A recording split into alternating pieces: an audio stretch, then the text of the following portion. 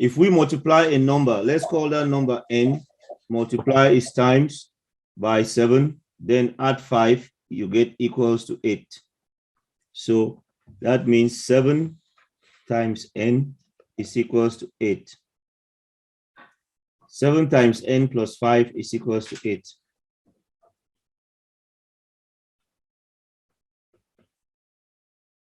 So this 5 is your shoes.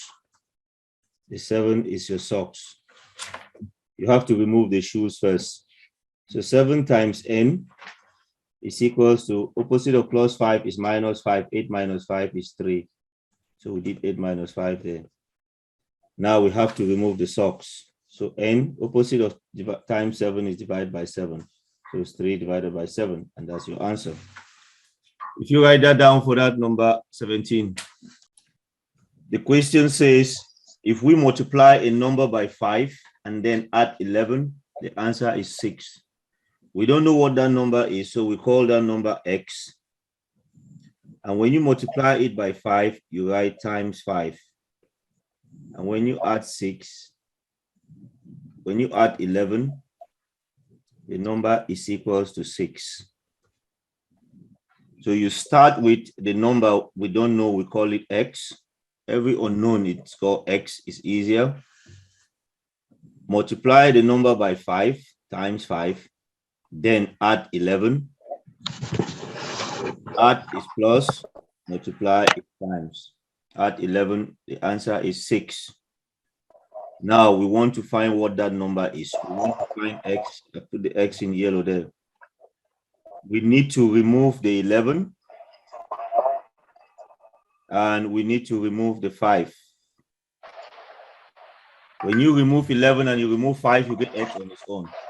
So the way you imagine it is, imagine the 11 should be your shoes and the 5 is your socks.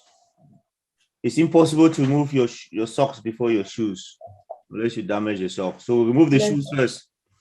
So we do 6 minus 11. Minus 11 on both sides. So 6 minus 11 will give us minus 5. So we have 5x on the left. It's actually 5 times x on the left is equals to minus 5. The inverse or opposite of times 5 is divided by 5. So x is equals to minus 5 divided by 5. So x is equals to minus 1. So that's why your answer x equals to minus 1. Sometimes in maths, instead of using x, they will use n for a number because they say multiply by a number. So they use n for a number. So sometimes it will be n instead of x, but you are still getting to that same answer. I'll allow you to write that one down because that gives you an example to follow and do the other. 4n equals to minus 20. This is like 4 times n. So we want to get rid of the 4 so that we get n on its own. The opposite of times 4 is divided by 4. So we divide the left-hand side by 4 and divide the right-hand side by 4.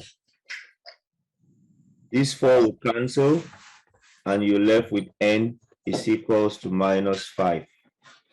That's how you do that question.